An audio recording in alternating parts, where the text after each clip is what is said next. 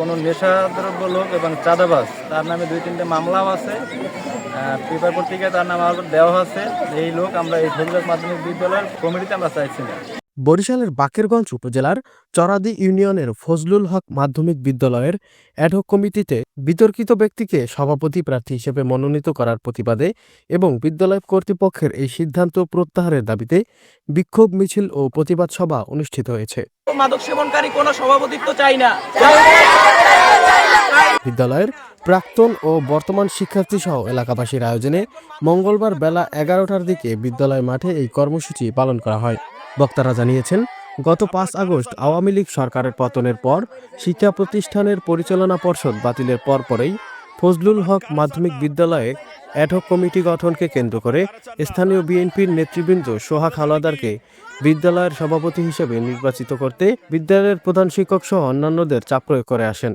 পরবর্তীতে বিদ্যালয়ের প্রধান শিক্ষক মোহাম্মদ আনিসুর রহমান বিদ্যালয়ে নিয়মিত কমিটির প্রক্রিয়া না করে অ্যাডহক কমিটির সভাপতি হিসেবে সোহাগ হাওলাদারকে প্রার্থী করেন।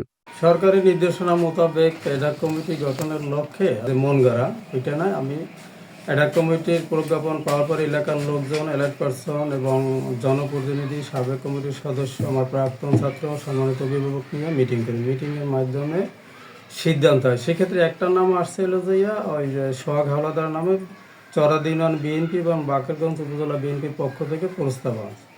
আমি বিধি অনুযায়ী 3 জনের প্রস্তাব বরিশাল ডিসি অফিসে জমা দিয়েছি।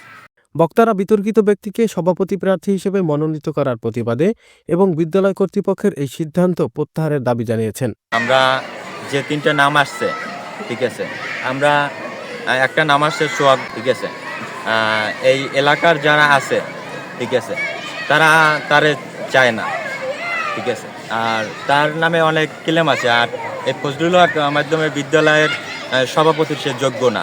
তিনি আমাদের মূল প্রবলেম। সে হচ্ছে সোহাগ হাওলাদার। এর কারণ সবাই চাচ্ছে না, তার কারণ তার নামে বিভিন্ন ধরনের, আমার এর আগে এক বড় ভাই বলে গেছে যে চাঁদাবাজির আছে তার নামে, তারপর মাদক সেবনকারী।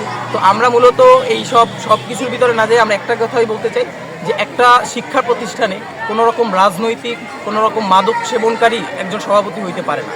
তার মূলত হচ্ছে গিয়ে সব যোগ্যতা থাকতে হবে, স্কুলের প্রতি তার মানে ভিতরে থাকবে, সে আসবে, শিক্ষা প্রতিষ্ঠানে সে আসতেই পারে, স্বাভাবিক ব্যাপার। কিন্তু কোনো রাজনৈতিক বিষয় নিয়ে অথবা রাজনীতি নিয়ে যদি স্কুলটারে জড়ানো হয়, তাহলে এই শিক্ষা প্রতিষ্ঠানের ছাত্রগুলো আগামী দিনে বিভিন্ন রকমের নষ্ট পথে হবে এবং নেশাগ্রস্ত হবে।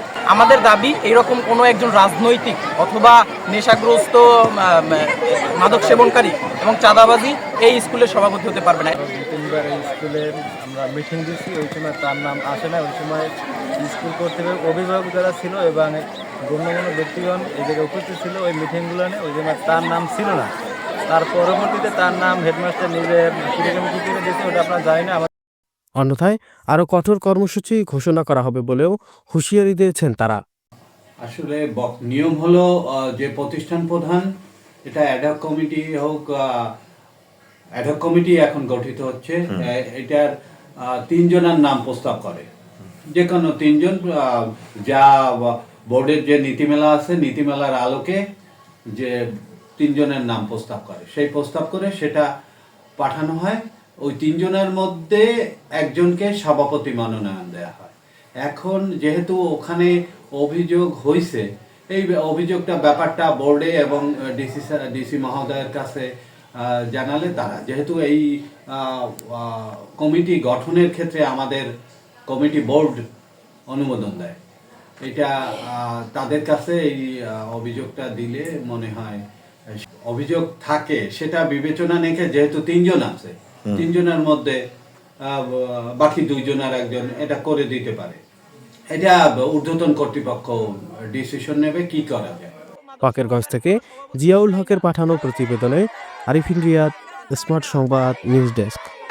আমরা চাই সুষ্ঠু একজন মানুষ, শিক্ষিত একটা মানুষ এই স্কুলে সভাপতিত্ব করবে।